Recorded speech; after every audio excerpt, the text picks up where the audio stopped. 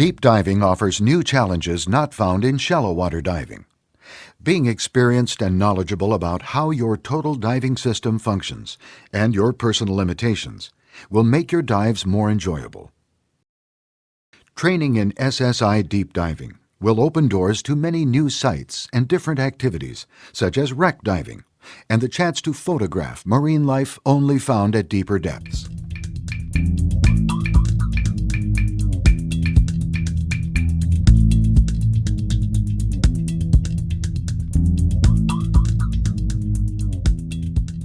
We must first define deep diving.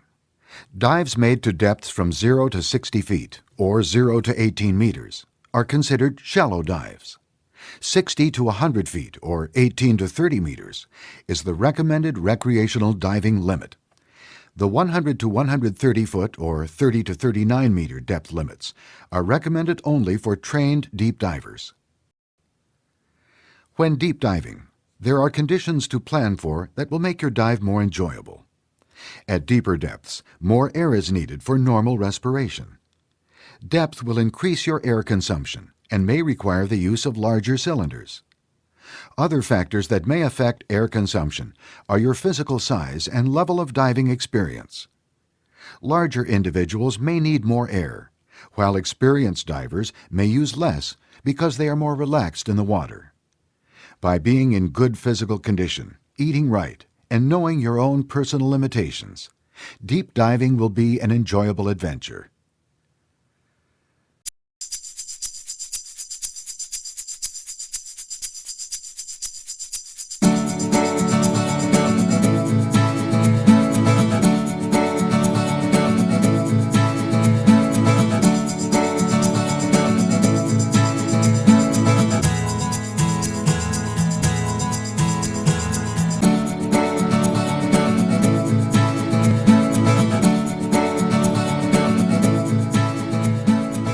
Dive planning is always important, but when diving deep, it becomes even more so.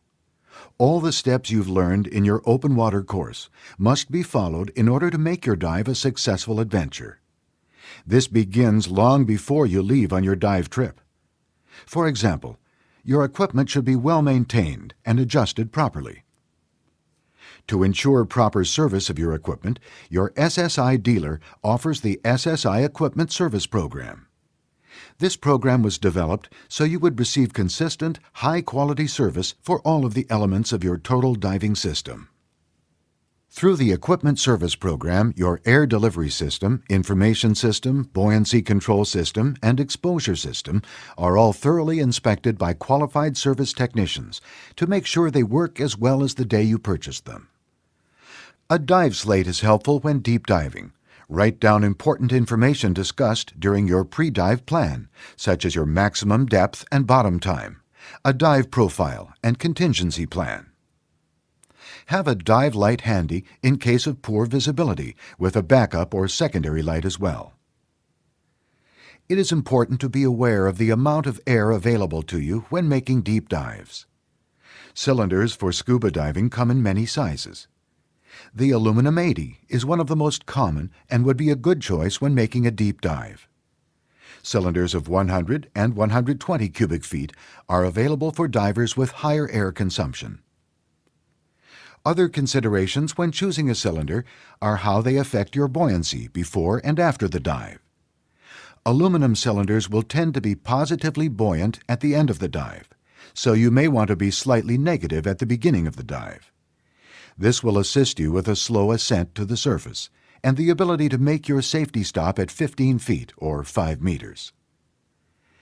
If you know the rate at which you consume air at the surface, you can calculate how long your cylinder will last at depth. This is called your surface consumption rate, or SCR.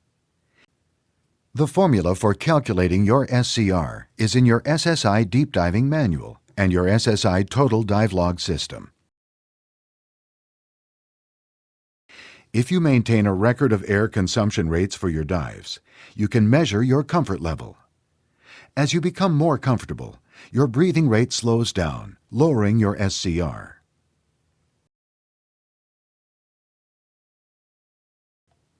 Similar air consumption rates are one indication of compatible buddies.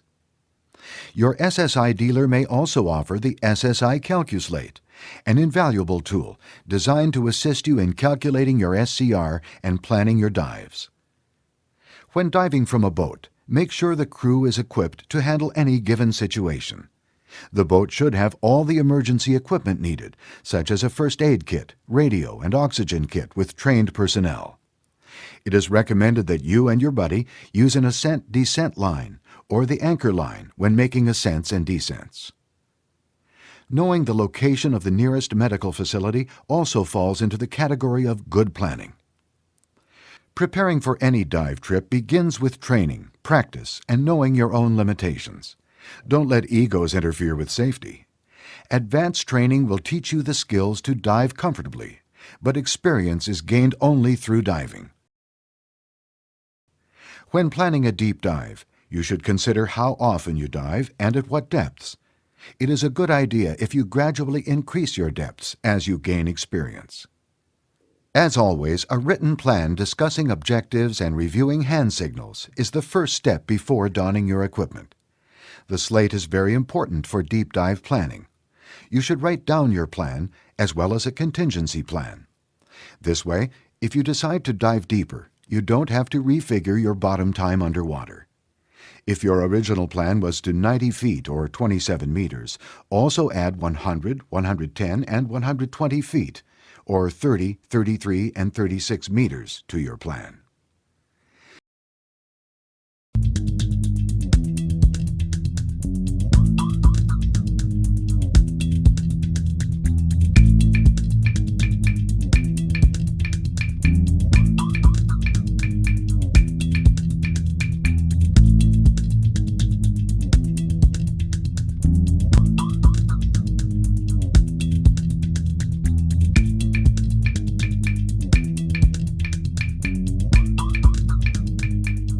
Dive table problems are solved based on computing bottom time as if a diver were at the maximum depth for the entire duration of the dive.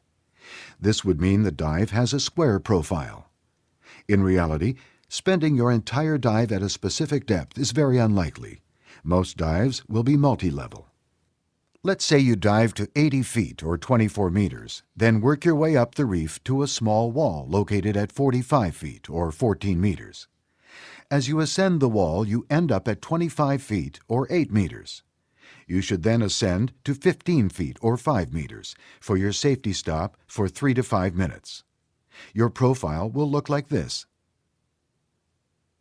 This is multi-level diving, and computers will give you credit for ascending to shallower depths, thus increasing your bottom time.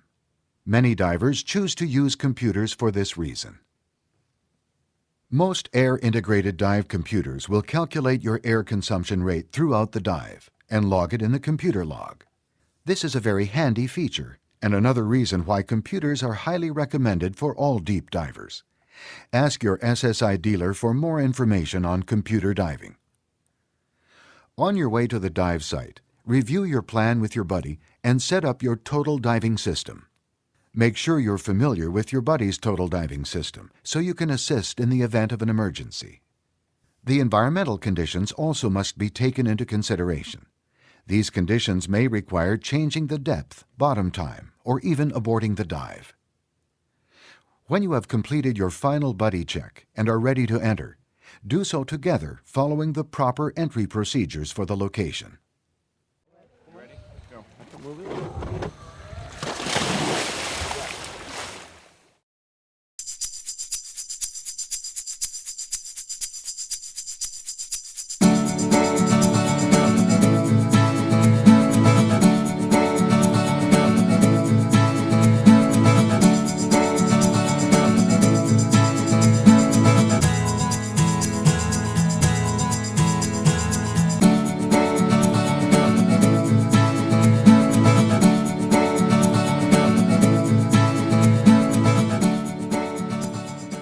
When descending, face your buddy and stay together. A descent-ascent line can be used to help control your rate of descent and to give you a reference point. A slow, controlled descent rate of 75 feet or 22 meters per minute or less is much safer and will make it easier for you to equalize your ears. Keep a close eye on your instruments as well as your buddy. Take your time and relax. When you have reached your planned depth, relax and get acclimated. Remember, if at any point you or your buddy should feel uncomfortable, ascend to a shallower depth. You should not go beyond your experience or comfort level. Due to Boyle's law, air is denser at depth, so you may notice greater breathing resistance. This is normal. Be aware and stay in control of your breathing rate. If your breathing is not under control, do not continue the dive. Rapid breathing could result in hyperventilation and stress.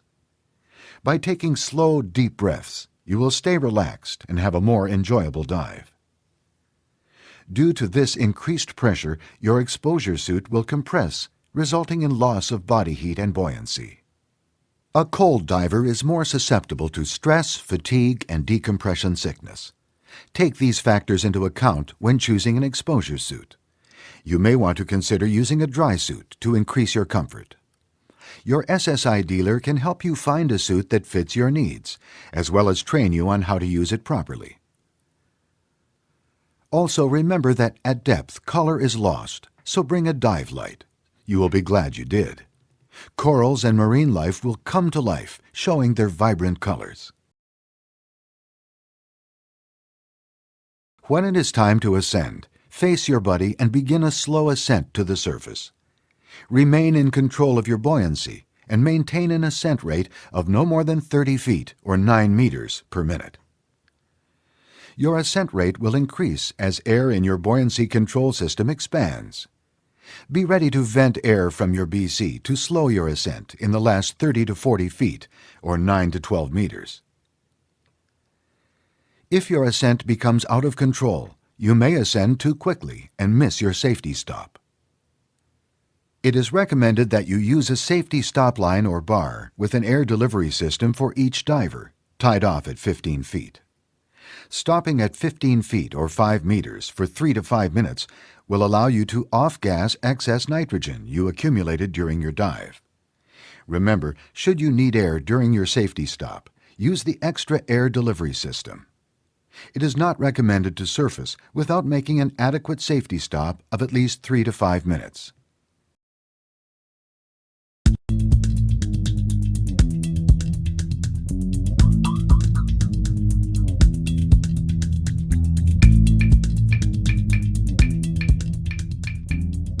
Decompression sickness, or DCS, is usually caused by staying too long at depth and ascending too fast. Even performing no decompression dives within the limits of your computer or the U.S. Navy tables does not fully eliminate the risk of the bends. Physiological factors that hinder the off-gassing of nitrogen can also cause DCS. Such factors include age, obesity, use of drugs and alcohol, old injuries that affect circulation, heavy work, and water temperature extremes, such as a particularly cold dive or a hot shower after a dive. The signs of the bends will most likely appear within the first hour after the dive, and usually not more than 24 hours. Nitrogen narcosis, or the rapture of the deep, is due to the increased partial pressure of nitrogen by breathing compressed air at depth. The symptoms generally will appear around 100 feet or 30 meters, but some divers will feel the effects of narcosis at depths as shallow as 60 feet or 18 meters. A diver's susceptibility may change from day to day or from dive to dive. Symptoms include dizziness, numbness of the lips, ringing in the ears, loss of motor skills, fixation on objects, and loss of judgment. Should you experience nitrogen narcosis, simply ascend to a shallower depth and the symptoms should dissipate. Carbon dioxide excess is generally caused by unintentionally hyperventilating while diving. A poorly maintained or hard-breathing air delivery system could be at fault. Symptoms might appear in the form of dizziness, confusion, and an inability to think clearly. Just relax, gain control of your breathing, and take slow, deep breaths. Once you gain control, perform a slow ascent to the surface. Since many of the diving injuries have such similar symptoms, they should all be treated as decompression illness until such a time it is determined otherwise. The injured diver will need immediate medical care. Don't ignore any possible symptoms. After performing your safety stop at 15 feet or 5 meters for 3 to 5 minutes, surface and exit according to the safest, easiest method. After the dive, gear down and relax.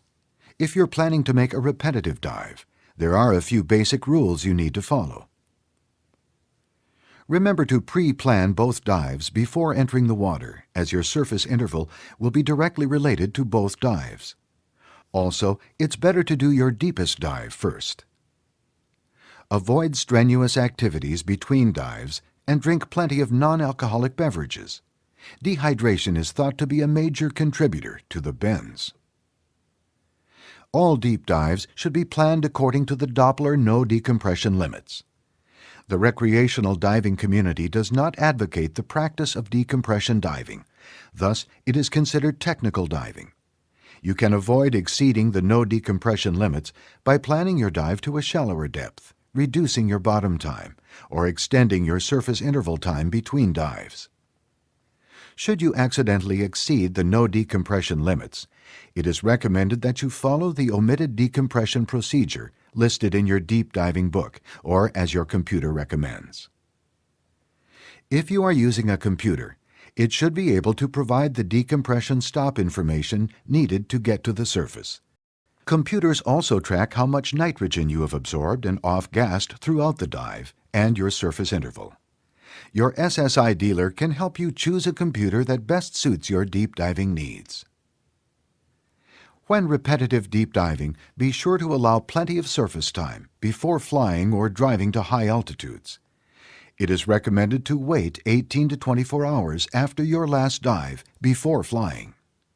See your SSI deep diving manual for suggested guidelines.